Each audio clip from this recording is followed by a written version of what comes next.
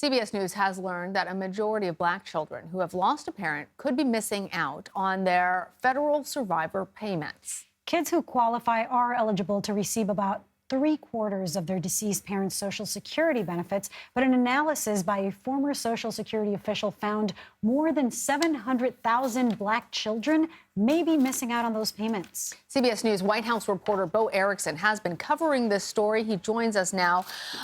Bo, this is a lot of kids missing out on these payments. I want to make it clear to our viewers, all kids who are eligible are entitled to these payments, but in particular, you found that Black kids were missing out. Why is this happening?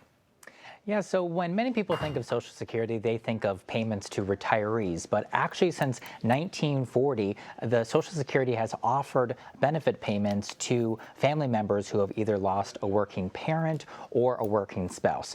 And as we all follow the news of the COVID-19 pandemic, unfortunately, the number of children who've lost a parent in the recent decade has doubled.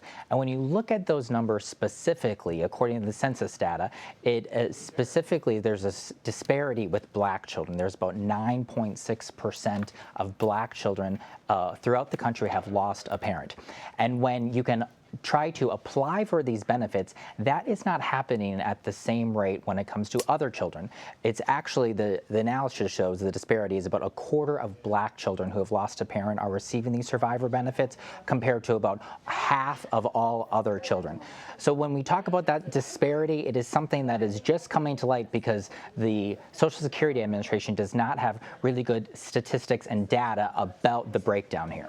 And Bo, I mean, you're just talking about this. I wanna zoom in on one part of the conversation that you've had with experts.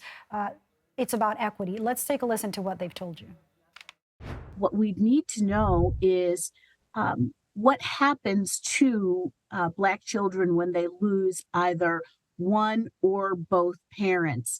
In many cases, it's family caregiving that steps in, but where are the greatest numbers of children going, and how do we reach the adults that are surrounding them, whether it is family caregiver or whether it's the foster system?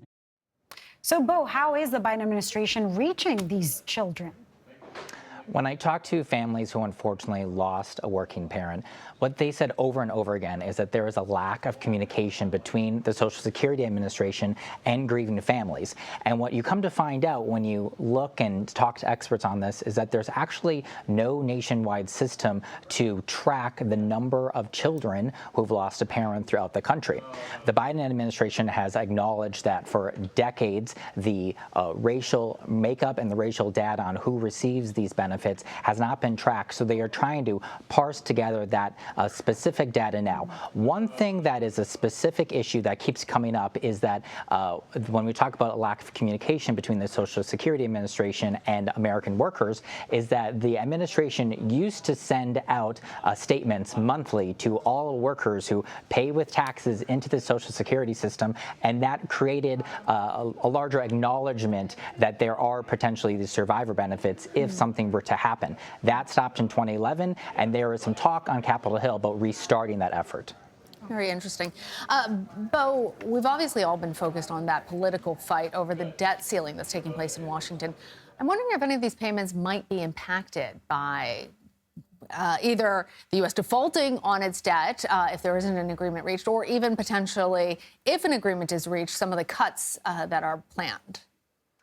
These payments are definitely vulnerable if there is a stalemate when it comes to not raising that debt ceiling. These payments, these survivor benefits, go out on the same schedule as retiree benefits, so it really just depends on how long that stalemate would be if there's not an agreement here within the next week or so.